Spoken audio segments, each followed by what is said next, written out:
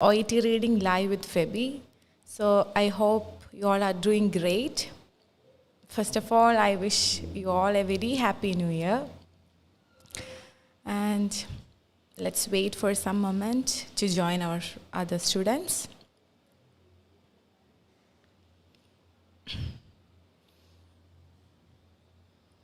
Good morning, Johnny. Few seconds നമുക്ക് wait ചെയ്യാം. എല്ലാവരും ന്യൂ ഇയർ ഒക്കെ ആയിട്ട് അടിച്ചു പൊളിച്ചോ?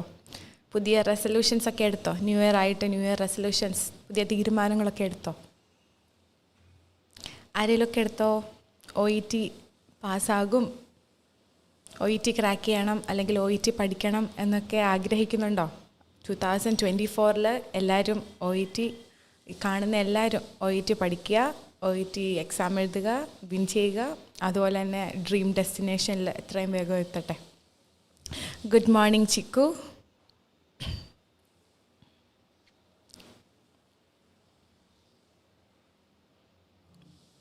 Good morning Sivapriya.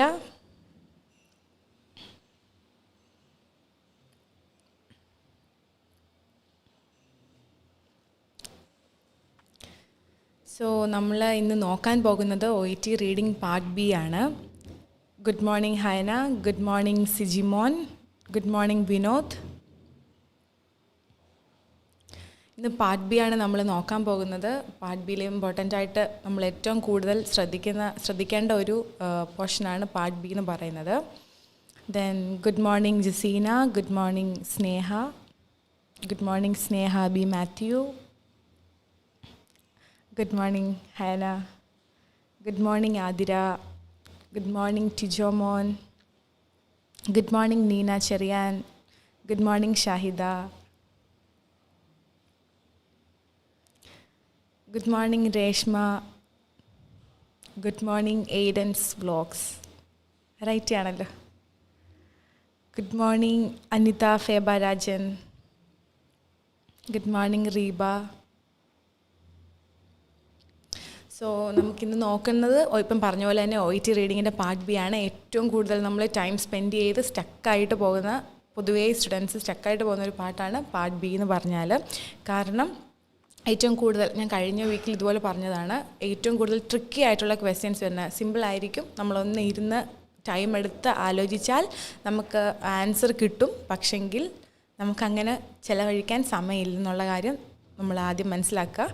2 minutes maximum 1.5 and 2 minutesനുള്ളിൽ ഒരു ക്വസ്റ്റ്യൻ നമ്മൾ കംപ്ലീറ്റ് ചെയ്തേ പറ്റത്തുള്ളൂ. സോ ആ ടൈമിനുള്ളിൽ തന്നെ ഈ ട്രിക്കി ആയിട്ടുള്ള ക്വസ്റ്റ്യൻസിനെ, അല്ലെങ്കിൽ കൺഫ്യൂസിങ് ആയിട്ടുള്ള ഈ ക്വസ്റ്റ്യൻസിനെ നമ്മൾ ഡീൽ ചെയ്യണം. നമ്മളത് വായിച്ച് മനസ്സിലാക്കണം, ആൻസർ കണ്ടുപിടിക്കണം. ഇതെല്ലാം ഒരു ടാസ്ക് അല്ലേ. So OET reading part B actually വളരെ സിമ്പിളാണ്. നമുക്ക് കറക്റ്റായിട്ട് നോക്കിക്കഴിഞ്ഞാൽ ഈസി ആയിട്ട് കണ്ടുപിടിക്കാവുന്നതേ ഉള്ളൂ. Okay, good morning Ajita, good morning Shilpa Chandran, good morning Rensi, good morning Alnu and Annu, good morning Savida,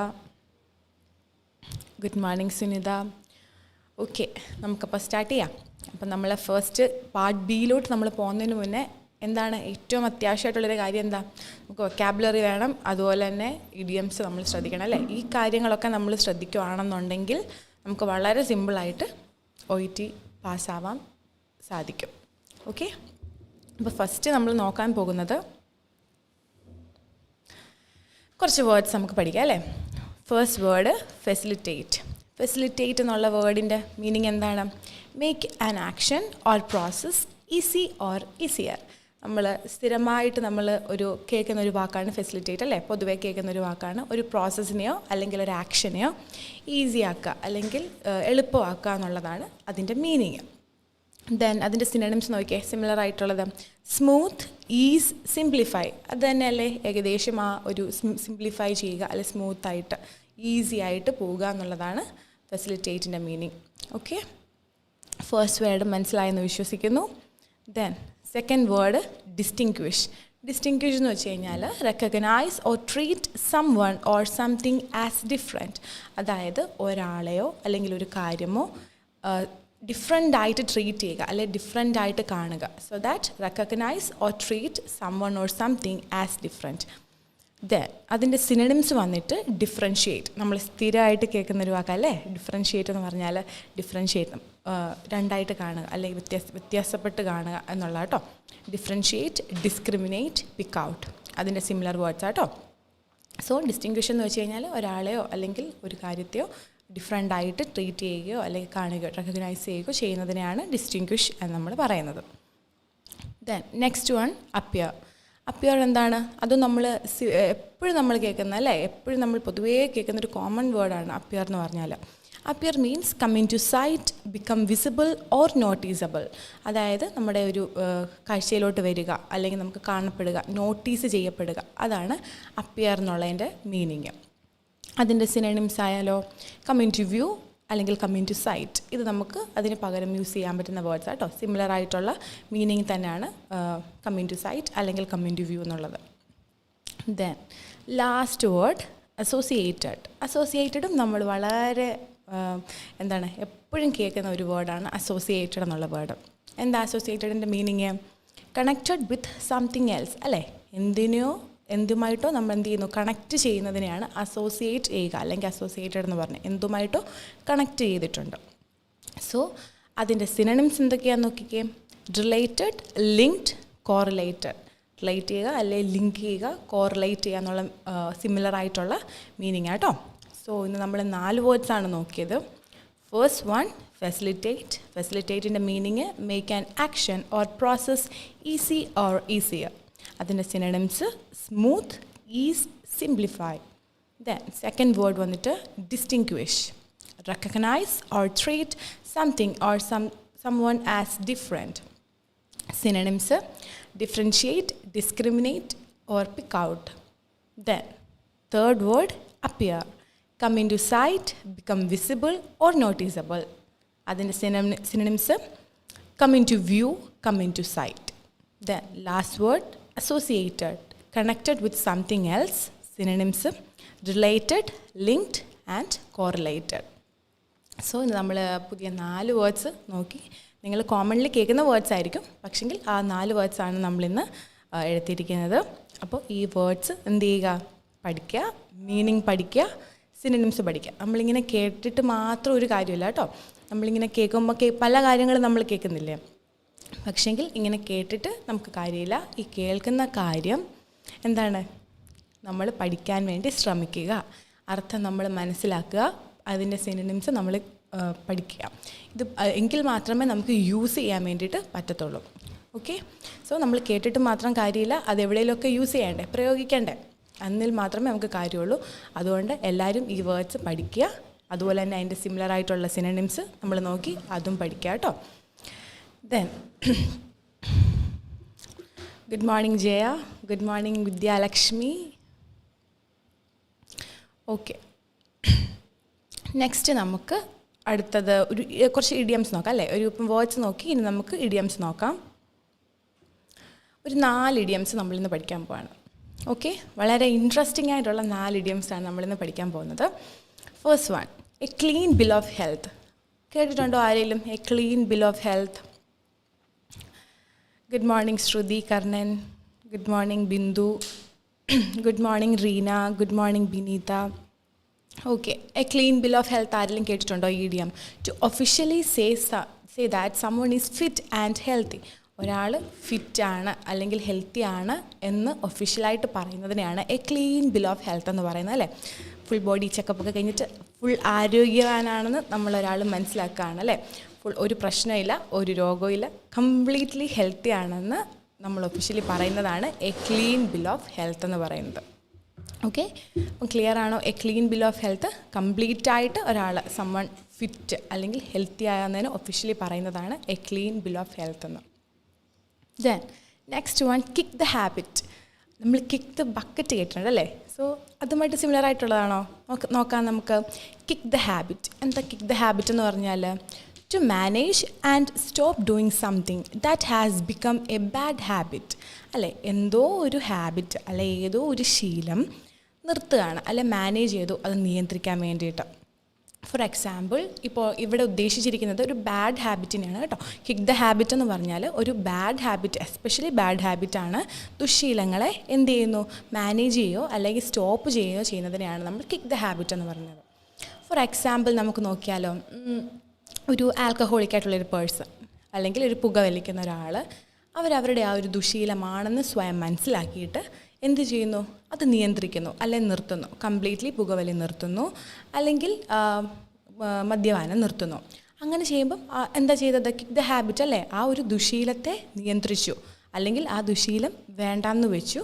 എന്ത് ചെയ്തു, കിക്ക് ദ ഹാബിറ്റ്. അതാണ് പറഞ്ഞത്, to manage and stop doing something that has become a bad habit. Okay, മനസ്സിലായോ? എല്ലാവർക്കും മനസ്സിലായെന്ന് വിശ്വസിക്കുന്നു. മനസ്സിലായെങ്കിൽ നിങ്ങൾ കമൻസിനകത്തിൽ മനസ്സിലായെന്ന് ഇട്ടോട്ടു. Then pale as ghost. Pale as a ghost next ആണ് കേട്ടോ. To be extremely pale out of sickness, fear or nausea. So നമ്മൾ പറയത്തില്ലേ പെയിൽ ആസ് എ ഗോസ്റ്റ്, അതും ചിലപ്പം കേട്ടിട്ടുണ്ടായിരിക്കും അല്ലേ. വിളറി വെളുക്കത്തില്ലേ, അതിനെയാണ് ഒരു ഇഡിയോമാറ്റിക് ഫ്രേസായിട്ട് നമുക്ക് ഉപയോഗിച്ചിരിക്കുന്നത്, പെയിൽ ആസ് എ ഗോസ്റ്റ് എന്ന്. അതായത് എക്സ്ട്രീമായിട്ട് വിളറി വെളുക്കും. ആൻഡ് എന്ത് കാരണമാണ്, ഔട്ട് ഓഫ് സിക്നെസ്, എന്തെങ്കിലും വയ്യായ്മ കാരണമോ എന്തെങ്കിലും രോഗം കാരണമോ, ചിലപ്പോൾ എന്തെങ്കിലും പേടി തട്ടുമ്പോൾ അല്ലെങ്കിൽ നോസിയ, അതും സിക്നെസ്സിൻ്റെ ഭാഗം കേട്ടോ. സോ എന്തെങ്കിലും വയ്യായ്മ കൊണ്ടോ അല്ലെങ്കിൽ എന്തെങ്കിലും പേടി തട്ടിയിട്ടൊക്കെ വിളറി വെളുക്കത്തില്ലേ, എക്സ്ട്രീമായിട്ട് പെയിലാവുന്നതിനെയാണ് പെയിൽ ആസ് എ ഗോസ്റ്റ്. അപ്പം നമ്മൾ ജസ്റ്റ് എന്ത് ചെയ്താൽ മതി, മനസ്സിലൊന്ന് ഇതൊക്കെ നമുക്കൊരു ട്രിക്ക് എന്ന് പറഞ്ഞു കഴിഞ്ഞാൽ മനസ്സിൽ നമ്മൾ എന്ത് ചെയ്യുക, ഒന്ന് ഇമാജിൻ ചെയ്യാൻ വേണ്ടിയിട്ട് ശ്രമിക്കുക. Okay, pale as a ghost എന്ന് പറയുമ്പോൾ ഒന്ന് മനസ്സിലാവത് വെക്കുക. ദെൻ എന്തുകൊണ്ടാണ് എക്സ്ട്രീംലി പെയിലാവുന്നത്, out of sickness, fear or nausea. So മനസ്സിലായെന്ന് വിശ്വസിക്കുന്നു. ദെൻ നെക്സ്റ്റ് നമ്മുടെ ഇന്നത്തെ ലാസ്റ്റ് ഇഡിയമാണ് a frog in your throat. ഒന്ന് ആലോചിച്ച് നോക്കിയേ, വളരെ ഇൻട്രസ്റ്റിംഗ് ആയിട്ടുള്ളൊരു ഇതല്ലേ a frog in your throat. എന്താണെന്ന് ആർക്കെങ്കിലും ഗസ് ഉണ്ടോ? Having trouble speaking normally because one's throat is dry and hurts. എന്താണ്, സംസാരിക്കാൻ നമുക്ക് ചിലപ്പം ബുദ്ധിമുട്ട് വരത്തില്ല, തൊണ്ടയ്ക്ക് ചിലപ്പം പറയത്തില്ല നമ്മളിങ്ങനെ തൊണ്ടയ്ക്ക് ഭയങ്കര പിടുത്തവ അല്ലെ കരകരപ്പ, സംസാരിക്കുമ്പം സൗണ്ട് വ്യത്യാസമുണ്ട്. സോ അത് തന്നെയാണ് A frog in your throat എന്ന് ഉദ്ദേശിക്കുന്നത്, സംസാരിക്കാനുള്ള ബുദ്ധിമുട്ട്. കാരണം എന്താണ്, എന്തെങ്കിലും സോർ ത്രോട്ടോ അല്ലെങ്കിൽ ത്രോട്ട് ഡ്രൈ ആവുന്നതുകൊണ്ടോ എന്താണ് ഒരു റഫായിട്ടുള്ളൊരു സൗണ്ട് വരിക അല്ലെങ്കിൽ നോർമലായിട്ട് സംസാരിക്കാൻ പറ്റുന്നില്ല. അതാണ് A frog in your throat എന്ന് പറഞ്ഞാൽ. അതും എന്ത് ചെയ്യാം, നമുക്ക് മനസ്സിലൊക്കെ ഇമാജിനൊക്കെ ചെയ്തിട്ട് പഠിക്കാവുന്നതേ ഉള്ളൂ അല്ലേ. നമ്മൾ എന്തുകൊണ്ടാണ് കരകരപ്പ് സൗണ്ട് അല്ലെങ്കിൽ സൗണ്ട് ചേഞ്ച് ആവുന്നത്, സോർ ത്രോട്ടും കൊണ്ടൊക്കെ വരാം, സ്പീക്കിങ്ങിനുള്ള ട്രബിൾ ഉണ്ടാവുന്നതിനെയാണ് നമ്മൾ ഫ്രോഗ് ഇൻ യുവർ ത്രോട്ട് എന്ന് പറയുന്നത്. ഓക്കെ, സോ ഇന്ന് 4 ഇഡിയംസ് നമ്മൾ നോക്കി. First one, a clean bill of health, to officially say that someone is fit and healthy. And next one, kick the habit, to manage and stop doing something that has become a bad habit. Then third one, pale as a ghost, to be extremely pale out of sickness, fear or nausea. Last one, a frog in your throat, having trouble speaking normally because one's throat is dry and hoarse. എല്ലാവർക്കും മനസ്സിലായെന്ന് വിശ്വസിക്കുന്നു. Okay, so നമ്മളുടെ ഇന്നത്തെ ഇഡിയംസൊക്കെ കഴിഞ്ഞു. ഇനി നമ്മളുടെ മെയിനായിട്ടുള്ള part B സെഷനിലോട് നമുക്ക് പോവാം. പാർട്ട് ബിയിൽ ഇന്ന് നമ്മൾ 2 ക്വസ്റ്റ്യൻസ് ചെയ്യാൻ പോവാണ്. വളരെ സിമ്പിളാണ് പാർട്ട് ബി. നമ്മൾ വിചാരിക്കുന്ന പോലെ അങ്ങനെ ടെൻഷൻ അടിക്കേണ്ട ആവശ്യമൊന്നുമില്ല. കൂടുതലായിട്ട് നമ്മൾ ടൈം സ്പെൻഡ് ചെയ്ത് ടൈം കളഞ്ഞ് ലാസ്റ്റ് സി പാർട്ടി ടൈം ഇല്ലാതെ കറക്കി കുത്തി ആൻസർ ഒന്നും ചെയ്യേണ്ട ആവശ്യമില്ല. നമ്മൾ കറക്റ്റായിട്ട് വായിച്ച് മനസ്സിലാക്കിയാൽ ഏറ്റവും ഈസി ആയിട്ട് നമുക്ക് ചെയ്യാൻ പറ്റുന്നതാണ് പാർട്ട് ബി. ഓക്കെ, സോ നമുക്ക് 2 ക്വസ്റ്റ്യൻസ് നോക്കാം. Okay, first question, the information sheet is dense on. അപ്പം ഇതൊരു ഇൻഫോർമേഷൻ ഷീറ്റാണെന്ന് നമുക്ക് മനസ്സിലായി. ആൻഡ് ഈ ഇൻഫോർമേഷൻ ഷീറ്റിൽ എന്തോ ഒരു കാര്യത്തിനെ പറ്റിയിട്ട് ആഴത്തിൽ പറഞ്ഞിട്ടുണ്ട് അല്ലെങ്കിൽ ഇൻ ഡെപ്തിൽ പറഞ്ഞിട്ടുണ്ട്, ഏതോ ഒരു കാര്യത്തിനെ പറ്റിയിട്ട്. അതെന്തിനെ പറ്റിയിട്ടാണെന്നുള്ളതാണ് നമ്മുടെ ക്വസ്റ്റ്യൻ. ശ്രദ്ധിച്ചു എല്ലാവരും, ഇൻഫോർമേഷൻ ഷീറ്റ് എന്തിലാണ് ഡെൻസ് അല്ലെങ്കിൽ ആഴത്തിൽ എന്താണ് ഇൻഫോർമേഷൻ ഷീറ്റിൽ പറഞ്ഞിരിക്കുന്നത് നോക്കാം. 3 ഓപ്ഷൻസ് ഉണ്ട്. ഓപ്ഷൻ എ പറയുന്നത് new treatment available for Buruli ulcer. എന്താണ്, ബുരുളി അൾസറിന് വേണ്ടിയിട്ട് പുതിയ ട്രീറ്റ്മെൻറ്റ് അവൈലബിൾ ആണെന്നാണ് ഇതിൽ കൂടുതലായി പറഞ്ഞിരിക്കുന്നത് എന്നാണ് എ പറയുന്നത്. ദെൻ ബി എന്താ പറയുന്നത്, recent developments in the diagnosis. എന്താണ്, ഡയഗ്നോസിസിൽ അല്ലെങ്കിൽ രോഗനിർണയത്തിൽ പുതിയ ഡെവലപ്മെൻറ്റ്സ് ഒക്കെ ഉണ്ടായിട്ടുണ്ട്. എന്നാണ് പറയുന്നത്. ദെൻ സി പറയുന്നത് chemistry involve for clear detection. So clear ഡിറ്റക്ഷന് വേണ്ടിയിട്ടുള്ള കെമിസ്ട്രി ഇൻവോൾവ് ചെയ്തിട്ടുണ്ട് എന്നാണ് സി പറയുന്നത്. നമുക്ക് നോക്കാം ഏതാണെന്ന്. നമ്മൾ ശ്രദ്ധിക്കുക കണ്ടോ, ബി പാർട്ടിൽ ആദ്യം തന്നെ ഒരു ഹെഡിങ് വന്നേക്കുന്നത് കണ്ടോ. ഒരു കാരണവശാലും ഹെഡിങ് നമ്മൾ വേണ്ടാന്ന് വെക്കരുത്. നമ്മൾ ടൈം ലിമിറ്റഡ് ആണെന്ന് നമുക്കറിയാം, പക്ഷെങ്കിൽ ഒരു കാരണവശാലും നമുക്ക് ഹെഡിങ് വായിക്കാതെ മിസ്സ് ചെയ്ത് പോകരുത്. കാരണം മേ ബി അതൊരു ഹിൻ്റായിരിക്കാം, നമുക്കൊരു ആൻസർ കിട്ടാമെന്നൊരു ഹിൻ്റായിരിക്കാം നമ്മളുടെ ഹെഡിങ് എന്ന് പറയുന്നത്. ഹെഡിങ് വായിച്ചാൽ തന്നെ നമുക്ക് എന്താണ് എന്തിനെ പറ്റിയിട്ടാണ് പറഞ്ഞിരിക്കുന്നുള്ളൊരു ബേസിക് ഐഡിയ നമുക്ക് കിട്ടും. സോ എത്ര ടൈമില്ലെന്ന് പറഞ്ഞാലും ഒരു കാരണവശാലും ഹെഡിങ് മിസ് ചെയ്യില്ല. ഓക്കെ, അപ്പം നമുക്ക് നോക്കാം ഹെഡിങ് എന്താ പറഞ്ഞിരിക്കുന്നത്. Rapid diagnosis of Buruli ulcer now possible at district level health facilities. So Buruli അൾസറിൻ്റെ റാപ്പിഡ് ഡയഗ്നോസിസ് എന്താണ് ഡിസ്ട്രിക്ട് ലെവൽ ഹെൽത്ത് ഫെസിലിറ്റീസിൽ ഇപ്പോൾ അവൈലബിൾ ആണ്, പോസിബിൾ ആണ് എന്നാണ് പറഞ്ഞിരിക്കുന്നത്. സോ ബുരുളി അൾസർ എന്ന് പറഞ്ഞാൽ ഒരു റെയർ ആയിട്ടുള്ള ഒരു ബാക്ടീരിയൽ ഇൻഫെക്ഷനാണ്. സ്കിന്ന് ടിഷ്യൂസിലൊക്കെ ഉള്ള സോഫ്റ്റ് ടിഷ്യൂസിലും സ്കിന്നിലും ഉള്ളൊരു റെയർ ആയിട്ടുള്ള ബാക്ടീരിയൽ ഇൻഫെക്ഷനെയാണ് നമ്മൾ ബുരുളി അൾസർ എന്ന് പറഞ്ഞത് കേട്ടോ. സോ നമുക്ക് നോക്കാം. An innovative diagnostic test developed by researchers at Harvard University that can lead to rapid confirmation of Buruli ulcer in a patient. So Harvard യൂണിവേഴ്സിറ്റിയിലെ റിസർച്ചേഴ്സ് ഒരു പുതിയ ഡയഗ്നോസ്റ്റിക് ടെസ്റ്റ്, ഒരു ഇന്നൊവേറ്റീവായിട്ടുള്ളൊരു ഡയഗ്നോസ്റ്റിക് ടെസ്റ്റ് ഡെവലപ്പ് ചെയ്തു. എന്തിനു വേണ്ടിയിട്ടാണ്? പേഷ്യൻസിലുള്ള ബുരുളി അൾസറിനെ rapid കൺഫർമേഷന് വേണ്ടിയിട്ട് അല്ലേ. So ഒരു റാപ്പിഡ് കൺഫർമേഷൻ ബുരുളി അൾസർ പേഷ്യൻസിൽ ബുരുളി അൾസർ റാപ്പിഡ് കൺഫർമേഷന് വേണ്ടിയിട്ടാണ് ഇത് ഡെവലപ്പ് ചെയ്തെടുത്തിരിക്കുന്ന ഈ ഒരു test. The test can detect mycolacton, a toxin produced by the bacteria that causes tissue damage and leads to Buruli ulcer. So എന്താണ് ഈ ടെസ്റ്റിന് മൈക്കോലാക്ടോണെ എന്ത് ചെയ്യാൻ പറ്റും? ഡിറ്റക്റ്റ് ചെയ്യാൻ പറ്റും. സോ എന്താണ് ഈ മൈക്കോലാക്ടോൺ എന്ന് പറഞ്ഞാൽ? ഇതൊരു ടോക്സിനാണ്, ബാക്ടീരിയ പ്രൊഡ്യൂസ് ചെയ്യുന്നൊരു ടോക്സിനാണ്. ഇതെന്താ ചെയ്യുന്നതെന്ന് വെച്ച് കഴിഞ്ഞാൽ ടിഷ്യൂ ഡാമേജ് ചെയ്യുക ഈ ബാക്ടീരിയ. സോ ഈ ടിഷ്യൂ ഡാമേജ് ഉണ്ടാക്കുകയും ഈ ഒരു ടിഷ്യൂ ഡാമേജാണ് എന്തിലോട്ട് ലീഡ് ചെയ്യുന്നത്? ബുരുളി അൾസറിലോട്ട് ലീഡ് ചെയ്യുന്നത്. സോ ഇതിൻ്റെ മെയിൻ ഈ ഒരു മൈക്കോലാക്ടോൺ എന്ന് പറഞ്ഞ ടോക്സിൻ പ്രൊഡ്യൂസ് ചെയ്യുന്ന ബാക്ടീരിയ ആണ്. ഇതാണ് ടിഷ്യൂ ഡാമേജ് ഉണ്ടാക്കുകയും ബുരുളി അൾസറിലോട്ട് പോവുകയും ചെയ്യുന്നത്. ക്ലിയർ ആണോ എല്ലാവർക്കും? Okay. Then the most important aspect of this new test, which is more sensitive than microscopy, is that it can be carried out by technicians with minimal training in district hospital laboratories. So ഇതൊരു new test അല്ലേ. ഈ ഒരു new test എന്തിനു വേണ്ടിയിട്ടാണ്? ബുരുളി ulcer diagnose ചെയ്യാൻ വേണ്ടിയിട്ടുള്ളതാണ് ഈ new test. നമ്മൾ പ്രത്യേകം ശ്രദ്ധിക്കുക, പുതിയൊരു ഡയഗ്നോസ്റ്റിക് ടെസ്റ്റ് അല്ലെങ്കിൽ ന്യൂ ടെസ്റ്റ് എന്ത് ചെയ്യാനാണ്? ബുരുളി അൾസർ ഡയഗ്നോസ് ചെയ്യാൻ വേണ്ടിയിട്ടാണ് കേട്ടോ. സോ ഈ ഒരു ന്യൂ ടെസ്റ്റിൻ്റെ ഇമ്പോർട്ടൻറ്റ് അല്ലെങ്കിൽ മോസ്റ്റ് ഇമ്പോർട്ടൻറ്റ് ആസ്പെക്റ്റ് എന്താണെന്ന് ചോദിച്ചു കഴിഞ്ഞാൽ ഇത് മൈക്രോസ്കോപ്പിയെക്കാളിൽ സെൻസിറ്റീവാണ്. അത് മാത്രമാണോ? ഇത് is that it can be carried out by technicians with a minimal training in district hospital laboratories. So district hospital ലബോറട്ടറീസിൽ മിനിമൽ ട്രെയിനിങ് കൊണ്ട് തന്നെ ടെക്നീഷ്യൻസിന് ഇത് ക്യാരി ഔട്ട് ചെയ്യാൻ വേണ്ടി പറ്റും. Okay. Then in 2010, the researchers made a breakthrough by using boronate-assisted fluorescent thin-layer chromatography to selectively detect mycolacton when visualized with ultraviolet light. നോക്കിക്കേ, in 2010 researchers ഒരു മുന്നേറ്റം ഉണ്ടാക്കി. എന്തിനാണ്? ഈ ഒരു മൈക്കോലാക്ടോണെ സെലക്റ്റീവ്ലി ഡിറ്റക്റ്റ് ചെയ്യാൻ വേണ്ടിയിട്ട്. ഈ ഒരു മൈക്കോലാക്ടോൺ, സോ ഈ മൈക്കോലാക്ടോൺ ആണല്ലോ ഒരു ബുരുളി അൾസറിലോട് ലീഡ് ചെയ്യുന്നത്. സോ ഈ മൈക്കോലാക്ടോണെ സെലക്റ്റീവ്ലി ഡിറ്റക്റ്റ് ചെയ്യാൻ വേണ്ടിയിട്ട് റിസർച്ചേഴ്സ് ഒരു ബ്രേക്ക് ത്രൂ ഉണ്ടാക്കി by using boronate assisted fluorescent thin layer chromatography. So ഇവിടെ നമ്മൾ ശ്രദ്ധിക്കണം, എന്താണ് ഇങ്ങനൊരു കാര്യം, മൈക്കോലാക്ടോണെ സെലക്റ്റീവ്ലി ഡിറ്റക്റ്റ് ചെയ്യുന്നത് എന്തിനു വേണ്ടിയിട്ടാണ്? ബുരുളി അൾസറിലോട് ലീഡ് ചെയ്യുന്നതാണ് മൈക്കോലാക്ടോൺ. സോ ഒരു ഡയഗ്നോസിസിന് വേണ്ടിയിട്ടാണ് ഇത് ഡിറ്റക്റ്റ് ചെയ്യുന്നത്, സെലക്റ്റീവ്ലി ഡിറ്റക്റ്റ് ചെയ്യാൻ വേണ്ടിയിട്ട് റിസർച്ചേഴ്സ് ഒരുങ്ങുന്നത്, അല്ലെ ഒരു മുന്നേറ്റം ഉണ്ടാക്കിയത്. ക്ലിയർ ആണോ പാരഗ്രാഫ് എല്ലാവർക്കും? സോ നമുക്ക് നോക്കാം എന്താണ് ആൻസർ. ആർക്കെങ്കിലും ഗസ് ഉണ്ടോ? ഇതിൻ്റെ information sheet is dense on. നമ്മൾ പാരഗ്രാഫ് വായിച്ചു, ഓപ്ഷൻസ് വായിച്ചു, ക്വസ്റ്റ്യൻ വായിച്ചു. എന്താണ് information sheet is dense on? ഏതായിരിക്കും ആൻസർ? ന്യൂ ട്രീറ്റ്മെൻറ്റ് ആണോ, അതോ റീസെൻറ്റ് ഡെവലപ്മെൻറ്റ്സിൻ്റെ ഡയഗ്നോസിസ് ആണോ, അതോ chemistry involve for clear detection ആണോ? ഏതായിരിക്കും? ജിഷ ബി എന്നാണ് പറഞ്ഞേക്കുന്നത്, അച്ചാമ ബി, നിത്യ ബി കറക്റ്റാണ് കേട്ടോ. കറക്റ്റ് ആൻസറാണ്, ബി ആണ് recent developments in the diagnosis അല്ലേ. കറക്റ്റ് ആൻസറാണ്. കാരണം എന്താ, നമുക്ക് ഈസി ആയിട്ട് അൽനു ആൻഡ് അന്നു കറക്റ്റ് ബി ആണ്. കാരണം നോക്കിക്കേ, അതിൻ്റെ ഹെഡിങ് തന്നെ നോക്കിക്കുക, റാപ്പിഡ് ഡയഗ്നോസിസ് അല്ലേ. ബ്രുള്ളി അൾസറിന് വേണ്ടിയിട്ടുള്ള റാപ്പിഡ് ഡയഗ്നോസിസിനെ പറ്റിയിട്ടാണ്, അവൈലബിൾ ആണെന്നുള്ളത്, പോസിബിൾ ആണ് എന്നുള്ള കാര്യം തന്നെയാണ് ആദ്യം പറഞ്ഞേക്കുന്നത്.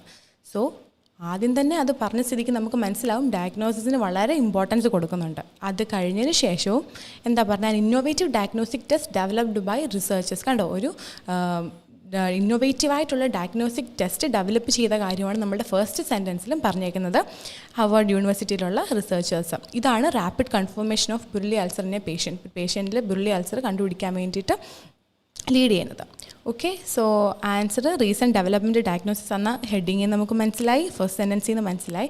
അത് കഴിഞ്ഞിട്ടും പറയുന്നുണ്ട് എന്താണ്, ടെസ്റ്റിന് മൈക്കോലാക്ടോണെ ഡിറ്റക്റ്റ് ചെയ്യാൻ പറ്റും എന്നുള്ള കാര്യം പറയുന്നുണ്ട്. അതുപോലെ തന്നെ the most important aspect of this new test, ഈ ന്യൂ ടെസ്റ്റിൻ്റെ എന്താണ് ഇമ്പോർട്ടൻ്റ് ആയിട്ടുള്ള കാര്യവും പറയുന്നുണ്ട് അല്ലേ. അപ്പോൾ ഈ ന്യൂ ടെസ്റ്റ് എന്തിനു വേണ്ടിയിട്ടുള്ളതാണ്, ബുർലി അൾസറിനെ ഡയഗ്നോസിസിന് വേണ്ടിയിട്ടുള്ളതാണ് അല്ലേ. സോ അതൊരു റീസെൻറ്റ് ഡെവലപ്മെൻ്റ് ആണ്, ഈ ഡയഗ്നോസിസിന് വേണ്ടിയിട്ടുള്ളൊരു റീസെൻറ്റ് ഡെവലപ്മെൻ്റ് ആണ് ഈ ന്യൂ ടെസ്റ്റ് എന്ന് പറഞ്ഞു കഴിഞ്ഞാൽ. സോ ഒരു റീസെൻറ്റ് ഡെവലപ്മെൻ്റ് അല്ലേ ഡയഗ്നോസിൽ അവിടെ കാണിക്കുന്നത്. സോ നമ്മുടെ ആൻസർ ബി ആണ്. ദെൻ നമുക്ക് എലിമിനേറ്റ് ചെയ്താലോ, എയും സിയും. എ എന്താണ്, new treatment available for Buruli ulcer. എവിടെയെങ്കിലും കാണാൻ പറ്റുന്നുണ്ടോ ന്യൂ ട്രീറ്റ്മെൻറ്റ്? ഇല്ല. നമുക്ക് എങ്ങനെ നമുക്ക് ന്യൂ ട്രീറ്റ്മെൻറ്റ് എടുക്കാൻ വേണ്ടി പറ്റും? ഒരു കാരണവശാലും ന്യൂ ട്രീറ്റ്മെൻറ്റിനെ പറ്റിയിട്ട് ഇവിടെ പറഞ്ഞിട്ടില്ല, ന്യൂ ടെസ്റ്റിനെ പറ്റിയിട്ട് മാത്രമേ പറഞ്ഞിട്ടുള്ളൂ. അല്ലാതെ ഈ ഇൻഫോർമേഷൻ ഷീറ്റിൽ ആഴത്തിൽ ന്യൂ ട്രീറ്റ്മെൻറ്റിനെ പറ്റിയിട്ട് ആക്ച്വലി പറഞ്ഞിട്ടില്ല. So new treatment available for Buruli ulcer എന്താണെന്ന് നമ്മളോട് ടെക്സ്റ്റ് പറയാത്ത സ്ഥിതിക്ക് നമുക്ക് എന്ത് ചെയ്യാം, നോട്ട് ഗിവൺ ആയിട്ട് എലിമിനേറ്റ് ചെയ്യാം. ഓക്കെ, ന്യൂ ടെസ്റ്റിനെ പറ്റിയിട്ടാണ് പറഞ്ഞിട്ടുള്ളത്. ഓക്കെ, ദെൻ സി എന്താണ്, chemistry involve for clear detection. So clear ഡിറ്റക്ഷന് വേണ്ടിയിട്ട് കെമിസ്ട്രി ഇൻവോൾവ് ചെയ്തിരിക്കുന്നതാണ് പറഞ്ഞിരിക്കുന്നത്. പക്ഷേങ്കിൽ എന്തിൻ്റെ ക്ലിയർ ഡിറ്റക്ഷൻ ആണെന്ന് പറഞ്ഞിട്ടുണ്ടോ? മൈക്കോ ലാക്ടോണിൻ്റെ ക്ലിയർ ഡിറ്റക്ഷന് വേണ്ടിയിട്ടാണ്, അല്ലെങ്കിൽ ക്ലിയർ ഡിറ്റക്ഷൻ അല്ല, സെലക്റ്റീവ്ലി ഡിറ്റക്റ്റ് ചെയ്യാൻ വേണ്ടിയിട്ടാണ് കെമിസ്ട്രി ഇൻവോൾവ് ചെയ്തിരിക്കുന്നത് അല്ലേ. നമ്മൾ ലാസ്റ്റ് ലൈനിൽ കണ്ടു എന്താണ്, boronate assisted fluorescent thin layer chromatography to selectively detect mycolactone അല്ലെ, സെലക്റ്റീവ്ലി ഡിറ്റക്റ്റ് ചെയ്യാൻ വേണ്ടിയിട്ടാണ് മൈക്കോലാക്ടോൺ. പക്ഷേങ്കിൽ നമ്മുടെ സി ഓപ്ഷനിൽ കെമിസ്ട്രി ഇൻവോൾവ് ഫോർ ക്ലിയർ ഡിറ്റക്ഷനെ പറഞ്ഞിട്ടുള്ളൂ, എന്തിൻ്റെ ക്ലിയർ ഡിറ്റക്ഷൻ ആണെന്ന് പറഞ്ഞിട്ടില്ല. മാത്രമല്ല മൈക്കോലാക്ടോണിൻ്റെ ക്ലിയർ ഡിറ്റക്ഷൻ ആണെന്നും പറഞ്ഞിട്ടില്ല. നമ്മളോട് ടെക്സ്റ്റ് പറയുന്നത് സെലക്റ്റീവ്ലി ഡിറ്റക്റ്റീവ് ആണെന്നാണ്. സോ നമുക്ക് സി എടുക്കാൻ പറ്റുമോ? ഇല്ല. സി എന്തിൻ്റെ ക്ലിയർ ഡിറ്റക്ഷൻ ആണെന്ന് മെൻഷൻ ചെയ്തിട്ടില്ല കേട്ടോ. ദെൻ സെലക്റ്റീവ്ലി ഡിറ്റക്റ്റ് എന്നുമാണ് ടെക്സ്റ്റ് കിടക്കുന്നത്. സോ സി നമുക്ക് എലിമിനേറ്റ് ചെയ്യാം, ഇൻകറക്റ്റ് ഓപ്ഷനാണ്. എല്ലാവർക്കും ഈ ക്വസ്റ്റ്യൻ ആൻഡ് ആൻസേഴ്സ് ക്ലിയർ ആയോ? ഓക്കെ, ദെൻ അപ്പം വളരെ സിമ്പിൾ അല്ലായിരുന്നോ? ഈസി ആയിട്ട് നമുക്ക് ആൻസർ കണ്ടുപിടിക്കാൻ പറ്റും. ഹെഡിങ് നോക്കിയാൽ തന്നെ നമുക്ക്, അതുകൊണ്ടാണ് പറഞ്ഞത് ഹെഡിങ് ആരും മിസ് ചെയ്യില്ല. എത്ര ടൈമില്ലെന്ന് പറഞ്ഞാലും ഹെഡിങ് എന്ത് ചെയ്യണം, വായിച്ചിരിക്കണം. ഒരു ഹിൻ്റ് ആയിരിക്കും. ഇവിടെ തന്നെ കണ്ടോ, റാപ്പിഡ് ഡയഗ്നോസിസ് കണ്ടോ. സോ ഹെഡിങ് എല്ലാവരും മിസ് ചെയ്യാതെ വായിക്കുക കേട്ടോ. ദെൻ നെക്സ്റ്റ് ക്വസ്റ്റ്യനിലോട്ട് പോവാം. This guidelines on autism in young people inform us that.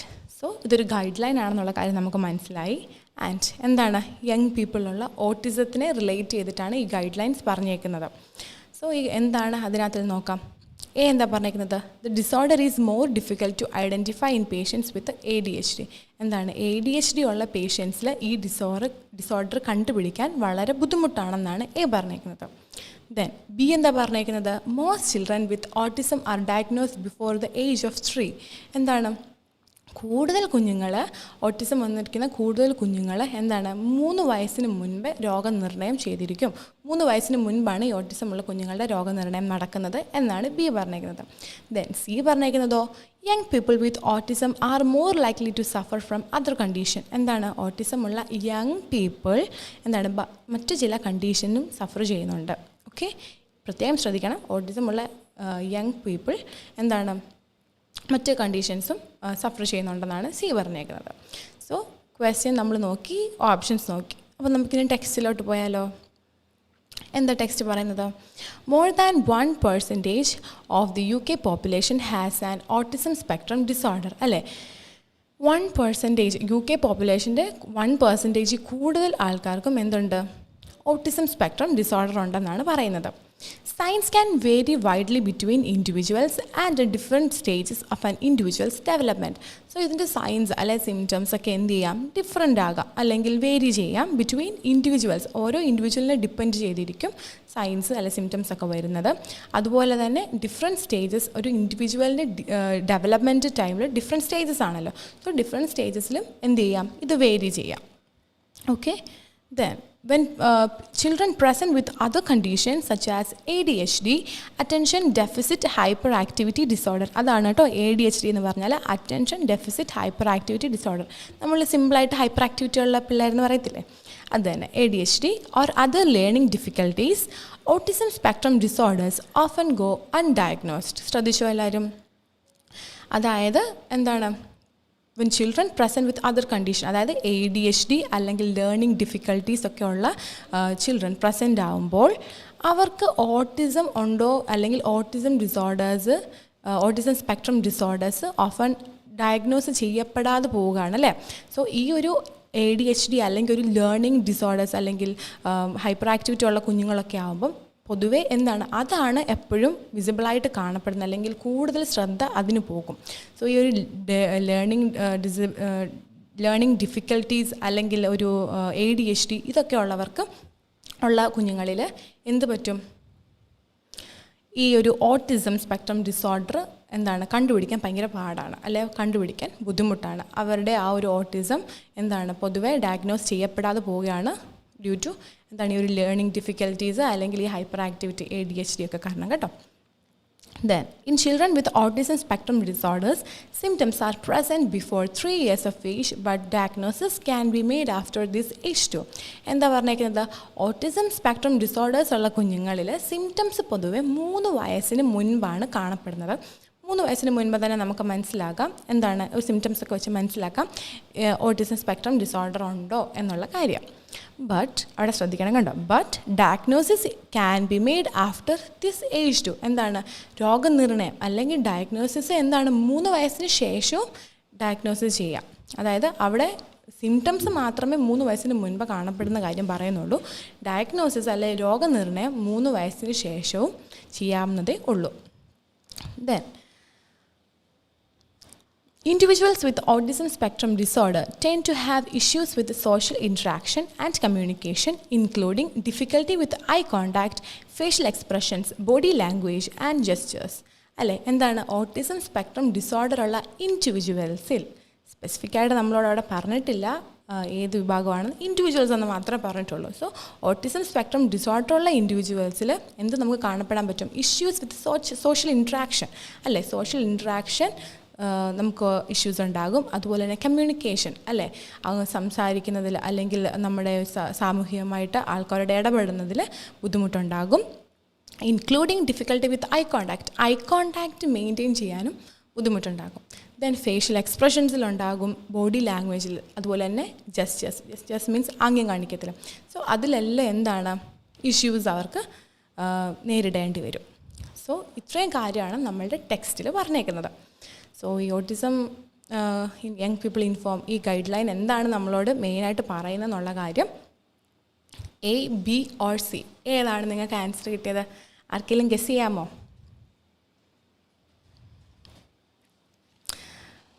Answer ആർക്കെങ്കിലും ഗസ് ചെയ്യാമോ? എന്തെങ്കിലും ഐഡിയ ഉണ്ടോ? നമ്മൾ പാരഗ്രാഫ് ഫുള്ള് വായിച്ചല്ലോ, പാരഗ്രാഫിനകത്തിൽ ഏറ്റവും കൂടുതൽ എന്താണ് മെൻഷൻ ചെയ്തേക്കുന്നത്? സോ നമ്മളുടെ ആൻസർ എന്താന്ന് നോക്കാം. ഓക്കെ, കുറേ പേര് ആൻസർ, സോ ആൻസർ എന്താണ്, മോസ്റ്റ് ചിൽഡ്രൻ കുറേ പേര് അയച്ചിട്ടുണ്ട് കേട്ടോ. ഓക്കെ, നമ്മളുടെ ആൻസർ എന്ന് പറഞ്ഞു കഴിഞ്ഞാൽ എ ആണ്. The disorder is more difficult to identify in patients with ADHD. A ആണ് നമ്മുടെ ആൻസർ അല്ലേ. സോ നമുക്ക് നോക്കാം ആൻസർ എങ്ങനെ വന്നതെന്ന്. എ എന്താ പറയുന്നത്, disorder is more difficult to identify in patients with ADHD ഉള്ള പേഷ്യൻസിൽ എന്താണ് ഈ ഡിസോർഡർ ഡിഫിക്കൽട്ടാണ് ഐഡൻറ്റിഫൈ ചെയ്യാൻ, കണ്ടുപിടിക്കാൻ പ്രയാസമാണ് എന്നാണ് പറഞ്ഞേക്കുന്നത്. സോ അല്ലേ, അങ്ങനെ തന്നെ അല്ലേ പറഞ്ഞേക്കുന്നത്. നമുക്ക് നോക്കാം. When children present with other conditions such as ADHD or other learning difficulties, autism spectrum disorders often go undiagnosed. കണ്ടോ, എന്താണ് ചിൽഡ്രൻ ADHD അല്ലെങ്കിൽ ലേണിംഗ് ഡിസബിലിറ്റി ഉള്ള കുഞ്ഞുങ്ങൾ അതിലാണ് എന്ത് കോൺസെൻട്രേഷൻ അല്ലെങ്കിൽ എല്ലാവരും അതാണ് കൂടുതൽ ശ്രദ്ധിക്കുന്നത്. അപ്പം ഈ ഒരു കണ്ടീഷൻസ് ഉള്ള അല്ലെങ്കിൽ ADHD ലേണിംഗ് ഡിസബിലിറ്റി ഉള്ള കുഞ്ഞുങ്ങളിൽ എന്താണ് ഈ ഓട്ടിസം ഉണ്ടോ ഇല്ലയോ എന്നുള്ള കാര്യം ഡയഗ്നോസ് ചെയ്യപ്പെടാതെ പോവുകയാണ് ഭൂരിഭാഗം പേരും. അല്ലെങ്കിൽ ഭൂരിഭാഗം സമയത്തും ഈ ഒരു ഓട്ടിസം എന്താണ് ഈ ഒരു ADHD അല്ലെങ്കിൽ ഒരു ലേണിംഗ് ഡിസബിലിറ്റി ഇതിൻ്റെ പുറകിലായി പോവുകയാണ്. ആ ഒരു കാര്യം കൊണ്ട് എന്ത് പറ്റുന്നില്ല, ADHDയും ലേണിംഗ് ഡിസബിലിറ്റിയും കാരണം നമ്മളുടെ ഈ ഓട്ടിസം ഉണ്ടോ ഇല്ലയോ എന്ന കാര്യം ശ്രദ്ധിക്കുന്നില്ല. സോ ഓട്ടിസം അവിടെ കണ്ടുപിടിക്കാൻ പ്രയാസമാണ്. കാരണം ഈ ഒരു ലേണിംഗ് ഡിസബിലിറ്റി അല്ലെങ്കിൽ ADHD മുതലായിട്ടുള്ള കണ്ടീഷൻസ് കാരണം ഓട്ടിസം അവിടെ കണ്ടുപിടിക്കാൻ പ്രയാസമായിട്ട് വരുവാണ്. സോ അതാണ് the disorder is more difficult to identify in patients with ADHD എന്ന് പറയുന്നത്. ക്ലിയർ ആയോ എല്ലാവർക്കും? ഓക്കെ, കുറേ പേര് ആൻസർ കിട്ടിയിട്ടുണ്ട് കേട്ടോ. ഓക്കെ, ദെൻ ബി എന്താ പറയുന്നത്? Most children with autism are diagnosed before the age of 3. നമ്മളോട് പറയുന്നുണ്ടോ 3 വയസ്സിന് മുൻപേ ഡയഗ്നോസിസ് നടക്കും, ഓട്ടിസത്തിൻ്റെ ഡയഗ്നോസിസ് നടക്കും നമ്മളോട് പറയുന്നുണ്ടോ? 3 വയസ്സിന് ശേഷവും ഡയഗ്നോസ് ചെയ്യാം എന്നാണ് പറയുന്നത്. മോസ്റ്റ് ചിൽഡ്രനും 3 വയസ്സിന് മുൻപാണെന്ന് നമ്മളോട് പറയുന്നില്ല. നമ്മളോട് പറയുന്നത് എന്താ നോക്കിക്കേ, in children with autism spectrum disorders symptoms are present before 3 years of age but diagnosis can be made after this age 2. എന്താ പറയുന്നത്? 3 വയസ്സിന് മുൻപേ എന്താ നമുക്ക് കാണുന്നത്? കൂടുതലും സിംറ്റംസ് ആണ്. സോ 3 yearsന് ബിഫോർ സിംറ്റംസ് ആണ് കാണപ്പെടുന്നത്. 3 years കഴിഞ്ഞിട്ടും എന്ത് ചെയ്യാം, ഡയഗ്നോസ് ചെയ്യാമെന്നേ പറയുന്നുള്ളൂ. അതുകൊണ്ട് മോസ്റ്റ് ചിൽഡ്രനും എന്താണ് 3 വയസ്സിന് മുൻപ് ഡയഗ്നോസ് നടക്കുന്ന കാര്യം നമ്മളോട് പറഞ്ഞിട്ടേ ഇല്ല. സോ എന്താണ് നോട്ട് ഗിവൺ കേട്ടോ. സോ 3 yearsന് മുൻപ് നടക്കുന്നത് എന്താ, സിംറ്റംസ് ആണ് വെളിപ്പെടുന്നത്. 3 years കഴിഞ്ഞിട്ടും ഡയഗ്നോസ് ചെയ്യാമെന്നാണ് പറഞ്ഞേക്കുന്നത്. സോ ബി ഓപ്ഷൻ നമുക്ക് എന്ത് ചെയ്യാം, നോട്ട് ഗിവൺ എലിമിനേറ്റ് ചെയ്യാം. ദെൻ സി എന്താണ്, young people with autism are more likely to suffer from other condition. അല്ലേ, ഇത് ഏകദേശം നമുക്കൊരു കൺഫ്യൂഷൻ ഉണ്ടാക്കുന്നത്. ഇതാണ് നമ്മൾ പാർട്ട് ബിയുടെ ഒരു ട്രിക്കി അല്ലെ കൺഫ്യൂസിങ് ആയിട്ടുള്ളൊരു ഓപ്ഷൻ അല്ലേ. നമുക്ക് കുറച്ച് ട്രിക്കി ആയിട്ട് നമുക്ക് തോന്നും. നോക്കിക്കേ, കാരണം നമ്മൾ പറഞ്ഞിട്ടുണ്ടെന്ന് നമുക്ക് ഫീൽ ചെയ്യാം അല്ലേ. ലാസ്റ്റ് സെൻറ്റൻസ് നോക്കിയേ, individuals with autism spectrum disorders tend to have issues with social interaction and communication including difficulty with eye contact, facial expressions, body language and gestures. അല്ലേ, ഓട്ടിസം സ്പെക്ട്രം ഡിസോർഡർ ഉള്ളവർക്ക് ഈ ഇഷ്യൂസൊക്കെ ഉണ്ടാകും. Social interaction and communication including difficulty, eye contact maintain ചെയ്യാനുള്ള difficulty, facial എക്സ്പ്രഷൻസിലുള്ള difficulty, body ലാംഗ്വേജിലെ ജെസ്റ്റേഴ്സിലുള്ള ഡിഫിക്കൽട്ടീസൊക്കെ ഉണ്ടാകുമെന്ന് പറഞ്ഞിട്ടുണ്ട്. ഉണ്ടാകാനുള്ള സാധ്യതയുണ്ട്, മോർ ലൈക്ലി അല്ലേ. പക്ഷേങ്കിൽ ഒരു കാര്യം ശ്രദ്ധിച്ചോ, ഇവിടെ നമ്മളോട് ഓപ്ഷനിൽ പറയുന്നത് യങ് പീപ്പിൾ വിത്ത് ഓട്ടിസം എന്നാണ് പറഞ്ഞേക്കുന്നത്. സോ നമ്മളോട് ടെക്സ്റ്റിനകത്തിൽ യങ് പീപ്പിൾ എന്ന് പറഞ്ഞിട്ടുണ്ടോ, ഇൻഡിവിജ്വൽസ് എന്നേ പറഞ്ഞിട്ടുള്ളൂ. അത് യങ് ആകാം ഓൾഡ് ആകാം എന്നൊന്നും നമ്മളോട് പറഞ്ഞിട്ടില്ല. സോ സ്പെസിഫിക് ആയിട്ട് നമ്മളോട് ആ ഏത് ഏജ് ഗ്രൂപ്പാണെന്ന് പറഞ്ഞിട്ടില്ല. പക്ഷേങ്കിൽ ഓപ്ഷനകത്തിൽ സ്പെസിഫൈ ചെയ്ത് പറഞ്ഞിട്ടുണ്ട് യങ് പീപ്പിൾ വിത്ത് ഓട്ടിസം എന്നാണ് പറഞ്ഞേക്കുന്നത്. സോ നമുക്ക് എന്ത് ചെയ്യാം, എലിമിനേറ്റ് ചെയ്യാം. സോ ബി ആൻഡ് സി നമ്മൾ ഈസി ആയിട്ട് എലിമിനേറ്റ് ചെയ്തു. ദെൻ എ എന്താണ്, the disorder is more difficult to identify in patients with ADHD. ADHD അല്ലെങ്കിൽ ലേണിംഗ് ഡിസബിലിറ്റീസ് ഉള്ള, സ്പെസിഫിക്കലി ADHDയുടെ കാര്യം പറയുന്നുണ്ടല്ലേ. ADHD ഉള്ള പേഷ്യൻസിൽ അല്ലെങ്കിൽ ADHD ഉള്ള ADHD ഉള്ള അല്ലെങ്കിൽ ലേണിംഗ് ഡിസബിലിറ്റീസ് ഉള്ളവരിൽ എന്ത് ചെയ്യുന്നത്, ഡിഫിക്കൽട്ടാണ് ഓട്ടിസം കണ്ടുപിടിക്കാൻ. കാരണം അതാണ് മുന്നേ നിൽക്കുന്നത്. അത് ഭൂരിഭാഗം സമയത്തും എന്താണ്, ഓട്ടിസം അറിയപ്പെടാതെ പോവുകയാണ് ചെയ്യുന്നത്, അല്ലെങ്കിൽ ഓട്ടിസം കണ്ടുപിടിക്കപ്പെടാതെ പോവുകയാണ് ചെയ്യുന്നത് ത്രൂ എന്താണ് ഈ ഒരു ലേണിംഗ് ഡിസബിലിറ്റി അല്ലെങ്കിൽ ADHD കാരണം കേട്ടോ. സോ ഇതാണ് നമ്മളുടെ സെക്കൻഡ് ക്വസ്റ്റ്യൻസ്. എല്ലാവർക്കും ക്ലിയർ ആയെന്ന് വിശ്വസിക്കുന്ന. ആർക്കെങ്കിലും ഡൗട്ടുണ്ടോ എന്തെങ്കിലും? മോസ്റ്റ് ഓഫ് ദി ആൾക്കാർ എല്ലാം പറഞ്ഞിട്ടുണ്ട് കേട്ടോ. ക്ലിയർ ആയി? Okay, then okay. അപ്പോൾ ഇന്നത്തെ സെഷൻ വൈൻഡപ്പ് ചെയ്യാൻ പോവാണ്. എല്ലാവർക്കും മനസ്സിലായെന്ന് വിശ്വസിക്കുന്നു. കൂടുതൽ ടൈം സ്പെൻഡ് ചെയ്യുക. 2 minutes അല്ലെങ്കിൽ 1.5 minutes വെച്ചിട്ട് നിങ്ങൾ ഓരോ ക്വസ്റ്റ്യനും ബി പാർട്ടിലെയും സി പാർട്ടിലെയും ചെയ്യാൻ ശ്രമിക്കുക. കൂടുതൽ OETക്ക് വേണ്ടിയിട്ട് നമ്മൾ ടൈം സ്പെൻഡ് ചെയ്യുക. ഈ ഒരു ന്യൂ ഇയറിൽ അല്ലേ 2024 നമ്മൾ കടന്നു. ഈ ഒരു വർഷത്തിനുള്ളിൽ തന്നെ നിങ്ങളുടെ ഡ്രീം നിങ്ങൾ അച്ചീവ് ചെയ്യുക. കൂടുതൽ ടൈം നിങ്ങൾ OET പഠിക്കാൻ വേണ്ടിയിട്ട് സ്പെൻഡ് ചെയ്യുക. എത്രയും പെട്ടെന്ന് നിങ്ങൾ പാസ്സാവുക. അതുപോലെ തന്നെ ഡ്രീം ഡെസ്റ്റിനേഷനിൽ എത്രയും പെട്ടെന്ന് എത്തട്ടെ. അതിന് വേണ്ടിയിട്ട് പ്രാർത്ഥിക്കുക. Okay, thank you for watching.